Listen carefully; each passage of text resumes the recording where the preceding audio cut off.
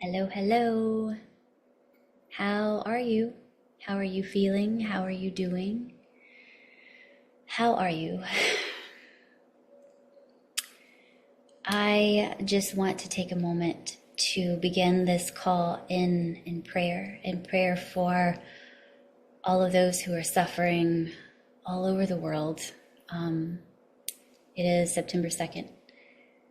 No, it's not September 2nd. It's October 2nd, 2024. And Hurricane Helene has caused such devastation and destruction on the East Coast, particularly in North Carolina and Eastern Tennessee, all that Appalachia Valley, and my old Appalachia, near and dear to my heart. I spent 10 years in Kentucky, so I did some venturing out in there and spent some time in the valleys and the forests. And so I would just like to take a moment to hold space for the suffering in that region of the United States and the suffering in the Middle East and just the suffering that the world is experiencing, the suffering that our earth is feeling as she cries out in these many storms and these many expressions to get our attention.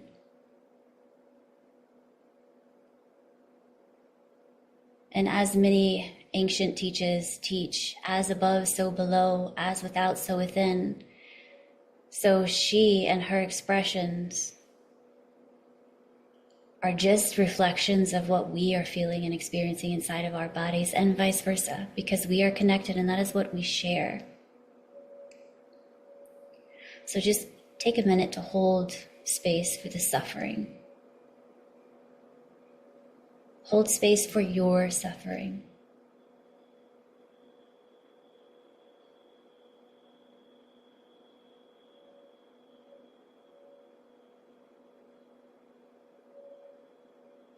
Noticing your breath. Noticing if it feels constricted. Noticing where the breath is present in the body.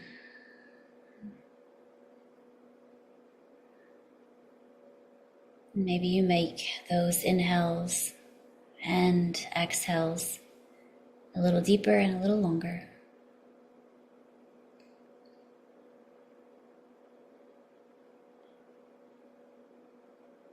And take a minute to tune into the beat of your heart.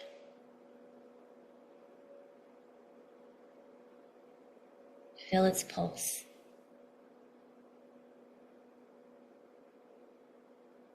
Feel its rhythms.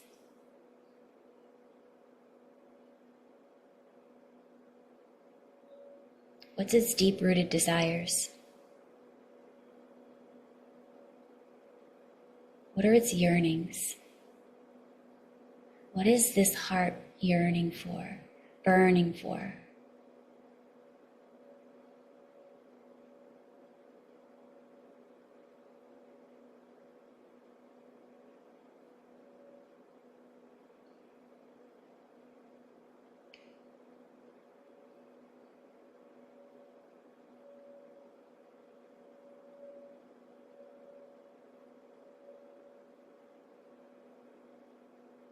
As you begin to feel the love and the passion ignite inside of your heart, just imagining a stream of warmth, fluidity flowing from the center of your heart out into the room around you or the car around you, out into the city and the town that you're living in or driving through, out into the state that you reside or just passing through our nation, and through the entire world, knowing that your love can cover. It can cover you. It can cover the micro, it can cover the macro, because we're all connected. So as you take this minute to just hold space for you and the suffering that you may be feeling, or the suffering that is happening in your family, and hold space for the suffering that is happening around you.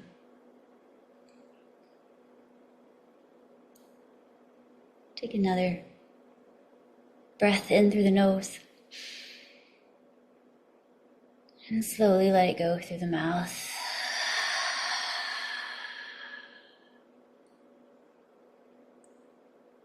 And just begin to blink your eyes open.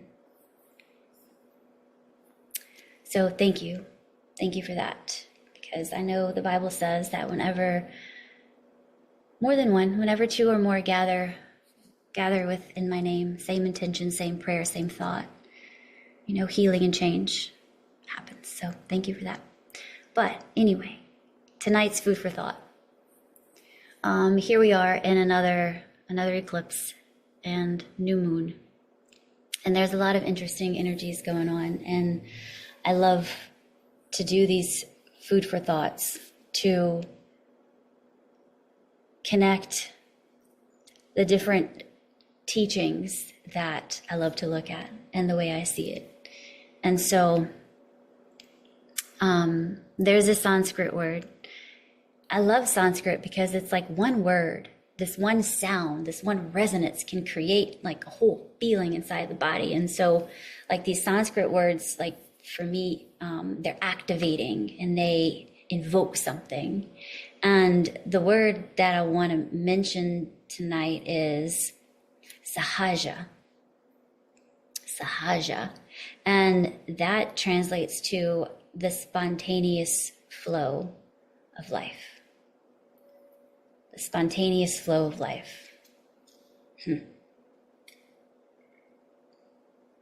So I remember when I read that, like the first thing, like I felt into my body and I was like, what does that feel like?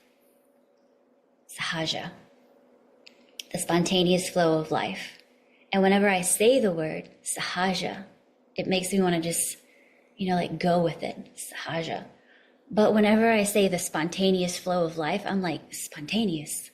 Like, oh, I don't know. Like, can I do that? I need to know the plan. If you don't know this about me, anxiety is one thing that I have used Ayurveda a lot. I've leaned into it real hard to help me navigate. So spontaneous kind of like pulls the rug out, like jerks the rug from me a little bit. But when I say sahaja, I'm like, yeah, let's go. So sahaja. And life right now, we are in transition. So life is spontaneous. Life is kind of just pulling us in the direction that it needs for us to go. And we're at this choice point of, do we stay or do we go? Do we resist the winds of change? Do we resist the shifts and currents? Do we resist the emotions, suppress them, or do we go? But in the going, in the taking the step forward, in the action, sometimes that brings up a lot of fear and a lot of anxiety and a lot of panic. I can speak for me when I say the underlying resonance of it for me is, will I make the right choice? Will I be wrong? Will I take myself further away? And so a lot of that is coming up for me, but the spontaneous flow of life, the sahaja that I feel led to follow, I have to experience these moments. I have to step over the threshold without even knowing what's there, because it's spontaneous. It's not predictable. It is not predictable. And I am learning that what brings most suffering in my life is wanting to control it and try to create predictability. But really all I can do is prepare my body and my vessel for experiencing the unpredictabilities of life. And so I use Ayurveda, study of life, to do that. And so Ayurveda is also the sister science to yoga, and it is also the sister science to Vedic astrology. And so it lumps all of those together, and it teaches, as above, so below, as without, so within. It really gets into explanation of how the macro affects the micro, how the seasons and how the seasons change affects the body. And so it really just provides such a great science on how to navigate the changes of life and how to tend to and prepare your body for experiencing it. And so it has these, Ayurveda has these two governing principles that like increases like and opposites create balance. And so really paying attention to that and the seasons change. Like, how can I use the opposites to create balance? And what do I have too much of in my life that could be creating some imbalances? And how can I move in the opposite way of how I've been moving to maybe create some balance? Like if I was in the summertime living really forceful and in my go-getter days, how can I use the opposite of that to kind of calm those energies? Because now it's being required of us to like slow down. But after we have this one last push, right? And so a lot of places experience in the seasonal shifts, we experience this like one last surge of whatever weather we're experiencing, and then it kind of goes away. So for example, we're exiting summer. And so what we typically experience is one last surge of high temperatures and heat. And then we go into like what's really fall. And that creates a lot of hurricanes, that creates a lot of storms. That's also happening astrologically, and that's also happening internally. And I mean, astrologically, right now, we're going through what they're calling a ring of fire. And it is that moment where we are in transition and we have to go through the hard choices, through the final push before the baby comes, like the push of, how bad do I want this? Do I want this or do I not want this? Like, do I want some of these habits and some of these limiting thoughts and beliefs to stay and to burn away, or do I want them to come with me, right? And like passing through the ring of fire, like you almost have no choice. Like they're getting stripped away from you either way, whether you want to keep them or not. But the way you enter through the ring of fire, you can go kicking and screaming and creating so much more misery for yourself, or you can go in all lubed up and nice, you know? So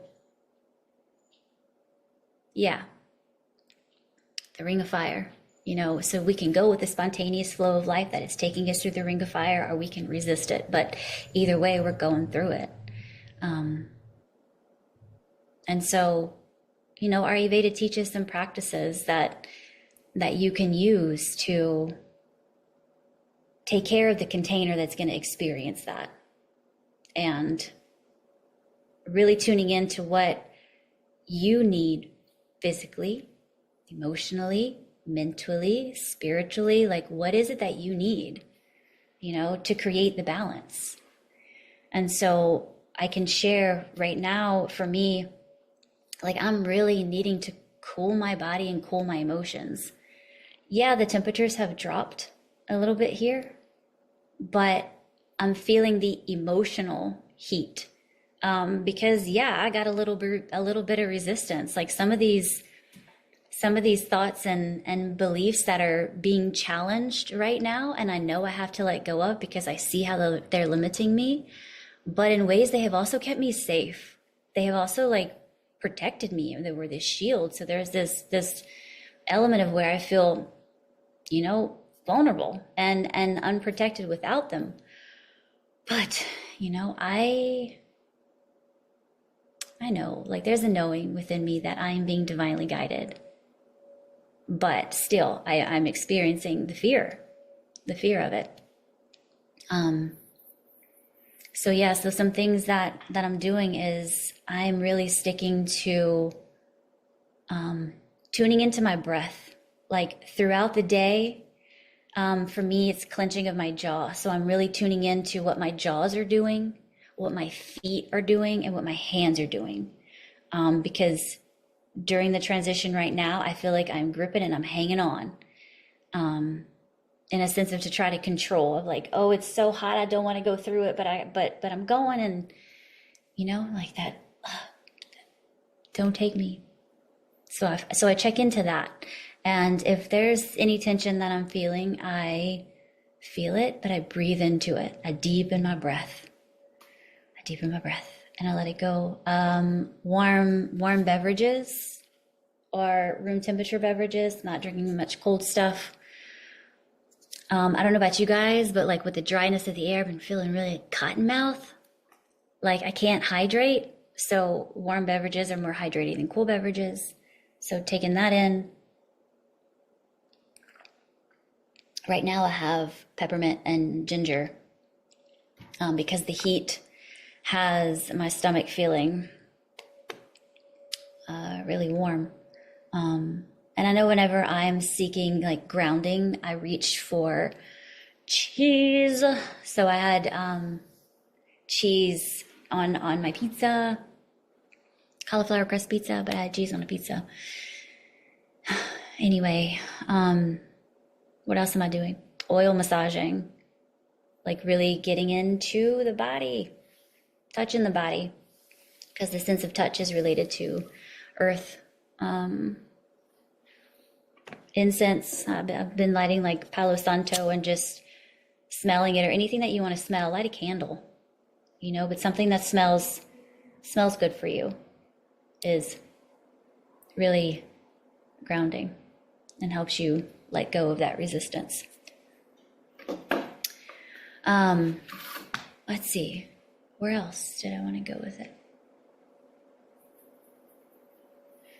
Yeah, we have one thing to do. Alan Watts says we have just one thing to do, and that's to live life. So how do you want to live life? How do you want to live it? What do you want it to feel like? What do you want it to look like? Do you need support experiencing it? Because sometimes it gets really uncomfortable, especially if there's alignments going on in the physical body or the energetic body. We feel it in our organs. We feel it in digestive issues, insomnia, the texture of your skin, acne, hormonal shifts, your sex drive, your feel of energy. Like, can you actually make it through your day? Are you experiencing joy? Looks at all those things. Ayurveda is a practice of looking at the whole entire picture of you. It includes all modalities. So if you're having dis-ease, in the body, sometimes experiencing life can be really challenging. I was there where being in life, I was not an active participant in my life. I was an escape artist. So now I'm escaping in the science of Ayurveda and then bringing it back down here to try to make a difference, because it's made such a difference in my life. And so with that being said, I'd like to share something with you. So I've often say that I have a lot of thoughts, and sometimes I have a hard time bringing all of my thoughts into one thing because they're all over the place and I feel like they all deserve some attention. So anyway, I like to refer to a card deck. And I mean, if cards like this, for whatever reason, trigger you, like just take the Bible and just ask the angels what scripture you need today and just flip through the Bible and open it. Or if you do have a card deck, oracle cards, ask spirit, ask your guides what information that you need and just pull a card from the deck and read it and see if it makes sense and choose to receive it or not. But I really love Mother Mary. Mother Mary has a really special place in my heart. And so I have cards dedicated to her, and they're beautiful. I love the illustrations and their titles. But this one, I pulled this one yesterday actually, and it's Our Lady of the Holy Fire. Our Lady of the Holy Fire. It's got like two doves and the Sacred Heart. The fiery hair and the flower. It's so beautiful. But anyway, the first thing that it says, and I was just like, wow, okay, here we go. To live is to burn, to grow and to ignite the heart and soul with passionate devotion to higher purpose. I ask you to honor me, even when it seems like what you love is burning away, or what you have believed in is failing you. I ask you to remain open to me, even if you are in shock, denial, or feel betrayed or broken. To live with an open heart is for the brave souls that love me and are capable of loving the world. I bring you holy fire. It burns through me as spiritual passion and ignites now in you also, my child. You are to receive this fire now and set the heart of the world aflame. And I thought that was pretty powerful. So I wanted to share it with you.